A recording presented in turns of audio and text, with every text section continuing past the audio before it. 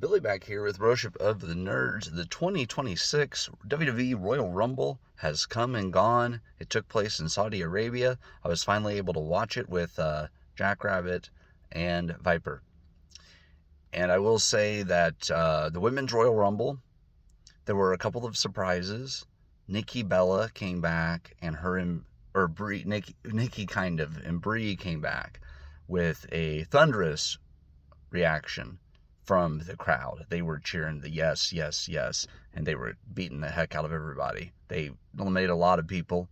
Lash Legend with a hell of a showing. Sol Ruka was in there for a long time. And then at number 30 was the returning Tiffany Stratton. But in the end, Liv Morgan wins the Royal Rumble. That's who I had actually picked for that one.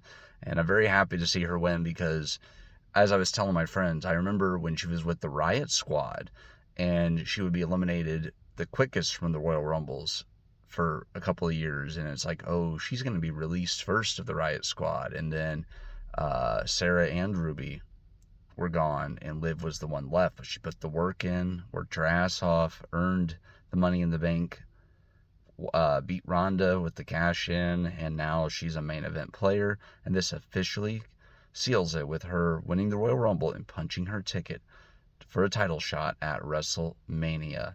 And then, of course, we had AJ Styles versus Gunther. If AJ loses, his career in WWE is over. This was a back and forth match. AJ hit the Styles Clash. Gunther kicked out.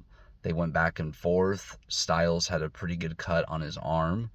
But in the end, Gunther wins, retires AJ Styles from WWE. And after the match, Styles took off his gloves, and you thought he was going to put him in the ring and retire from wrestling, period, and say he's done for good. But then he shook his head and put him back on and left the ring. So he may be done with WWE, but that doesn't necessarily mean that he's done with wrestling.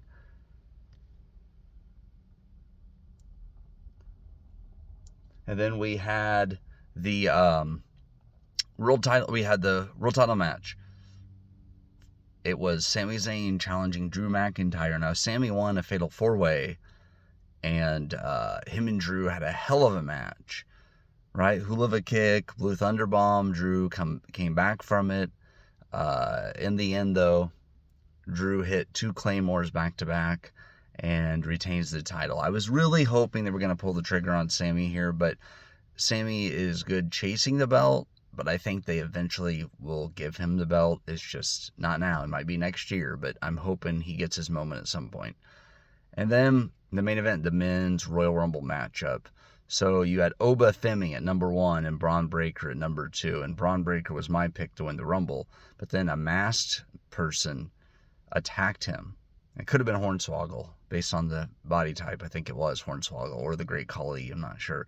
But anyways, Braun Breaker gets attacked, thrown into the match, and immediately eliminated by Oba Femi. So the person who I picked to win was the first one out. So we'll see where the story goes before we judge it. But as long as the story pays off good, I'm okay with it. I was really hoping Braun was going to have a solid showing from the number 1 position and be like the Iron Man. But it wasn't meant to be, and he was eliminated. There was a lot of big men in this match. Brock Lesnar was in there, of course, just dominating, throwing people around. And then Randy Orton was in there. And then Powerhouse Hobbs makes his debut. And they gave him a new name, which I've already forgotten what it is. But seeing him was cool. We didn't get Jericho here. We didn't get Saraya or Paige in the Women's Rumble. But we did get Powerhouse Hobbs debuting. We got La Parka, which this is a different La Parka, but I got excited because I watched La Parka back in WCW days. As Jack was saying, this may be like a new generation of La Parka, or the mask was passed on or whatever. And then Mr. Iguana, that was hilarious. I just think they're onto something with him. Penta came in late. Gunther entered at 30. It actually came down to Gunther and Roman Reigns, and I was like, oh, please don't let Gunther win. He just had a real title, and he's already been dominating enough, and people having their last match against him. But then Roman ends up winning. So Roman Reigns wins the Rumble. I'm going to give the event a 4 out of 5. You know, it wasn't perfect. There were some things I thought could have been done better, especially with like the pacing of the Rumble matches. But overall, I'm still very happy with the event. And I just wish we would see, instead of Saudi, like a European partnership where they do like Royal Rumbles and pay-per-views in Europe and the United States more, and not in Saudi. But still, 4 out of 5. Had some good surprises, had some pops, had some great matches, good moments, good showings, Sol Ruca especially. But just could have been better, but it also could have been worse. So yeah, we'll say this was still an above average event. So I'm excited to see where the road to WrestleMania takes us.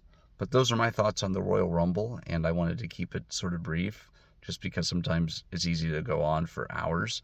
It'll be interesting to see, because the theory is that Cody, Jacob, and Drew McIntyre have a triple threat, and then Roman faces Punk, which I would be okay with. We will see.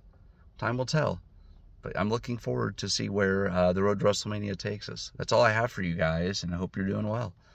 Stay warm out there, as it's a little bit above freezing today, so we are losing some snow, but just a bit, and hoping we get some more warm days soon, ready for spring.